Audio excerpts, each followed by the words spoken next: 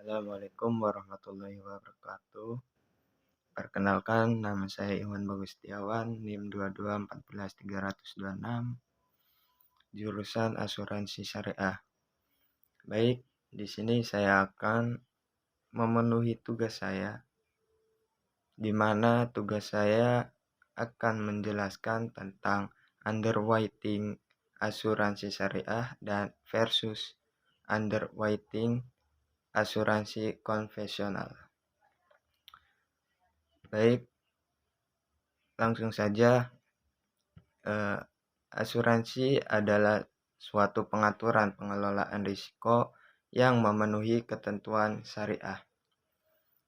Tolong-menolong secara mutual yang melibatkan peserta dan operator. Syariah berasal dari ketentuan-ketentuan di dalam Al-Quran. Firman Allah yang disampaikan kepada Nabi Muhammad SAW. Dan as-sunnah keteladanan dari kehidupan Nabi Muhammad SAW. Sebatas tertentu, konsep asuransi syariah tidak terlalu berbeda jauh dengan konsep pengelola risiko konvensional yang dilakukan secara mutual, seperti mutual insurance. Nah, letak perbedaan antara asuransi syariah dan asuransi konvensional adalah pada bagian resiko. Resiko itu dikelola dan ditanggung. Dan bagaimana dana asuransi syariah dikelola. Perbedaan lebih jauh adalah pada hubungan antara operator pada asuransi konvensional. Istilah yang digunakan penanggung dengan peserta pada asuransi konvensional, istilah yang digunakan yaitu tertanggung. Dalam pengelolaan dan penanggungan risiko, asuransi syariah tidak memperbolehkan adanya gharar atau yang disebut ketidakpastian atau spekulasi.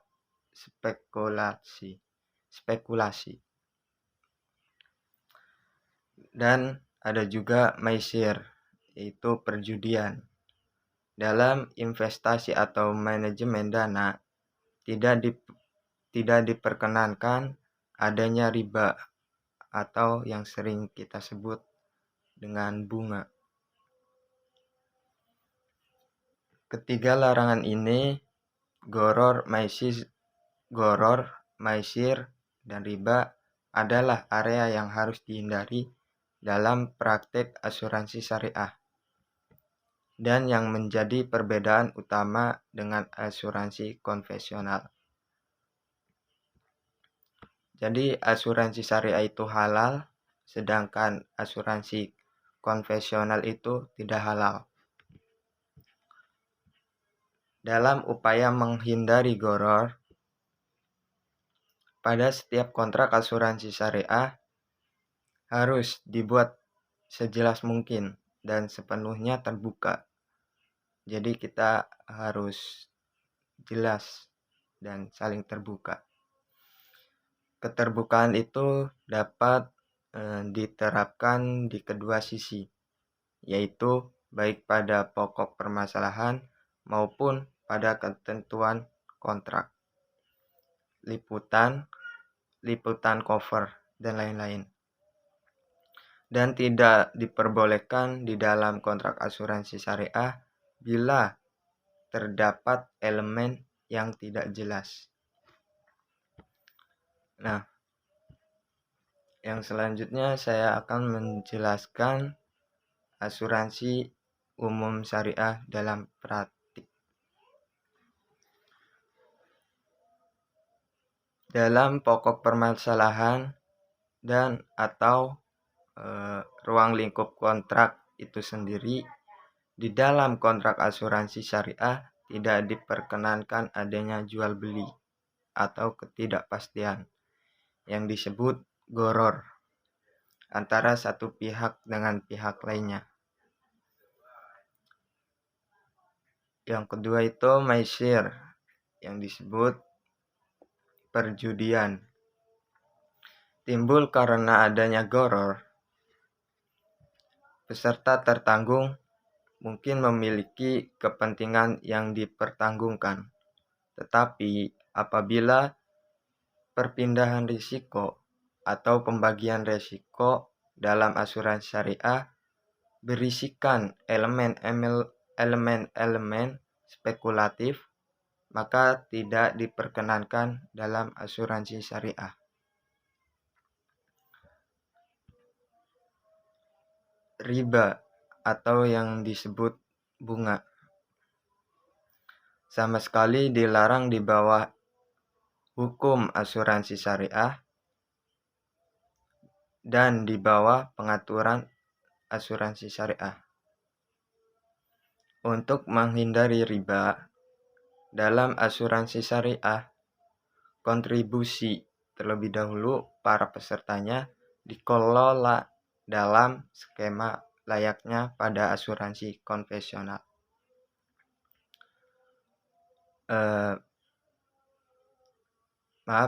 Tadi kontribusi pada peserta dikelola dalam skema pembagian risiko atau yang disebut risk sharing dan bukan sebagai premi seperti layaknya pada asuransi konvensional.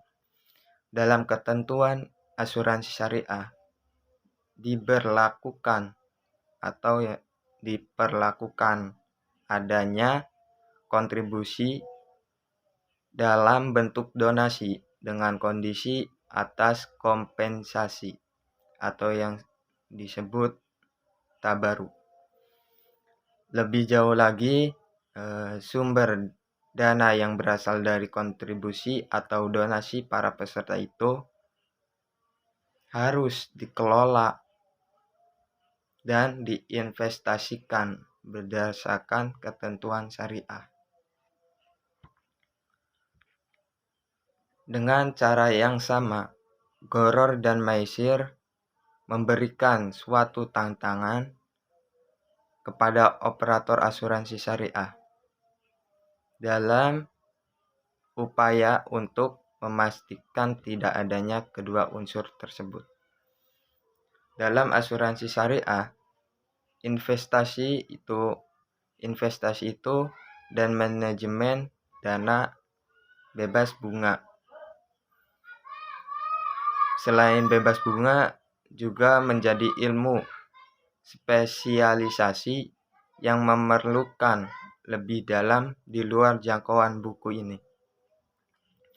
Jadi harus melihatnya itu di buku Iqbal M 2006.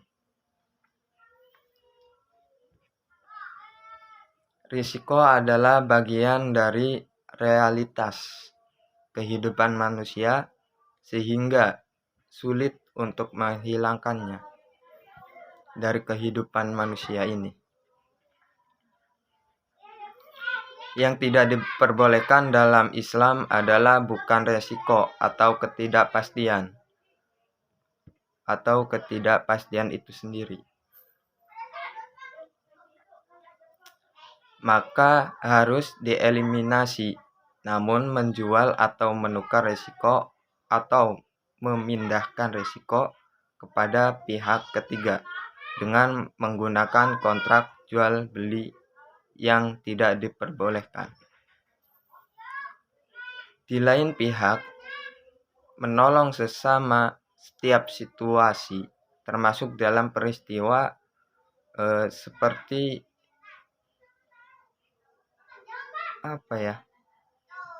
di lain pihak, menolong sesama dalam setiap situasi, termasuk dalam peristiwa yang tidak menguntungkan, Nah, jadi sangat didukung gitu dalam ajaran Islam. Seperti yang diwahyukan Allah Subhanahu wa taala dalam Al-Qur'an yang berbunyi saling menolonglah dalam albir dan at-taqwa atau kebajikan dan kebenaran dan kesehatan. Jadi dalam Al-Qur'an kita harus saling tolong menolong dalam kebenaran, kebajikan dan kesalehan. Tetapi janganlah saling tolong menolong dalam dosa dan pelanggaran. Jadi kita diperbolehkan untuk tolong menolong dalam hal kebaikan dan tidak diperbolehkan dalam tolong menolong dalam hal keburukan. Al-Maidah ayat 2. Maka berbagi resiko dengan tujuan menolong sesama sangat dianjurkan. Jadi kita harus saling tolong menolong dalam hal kebaikan, jangan keburukan.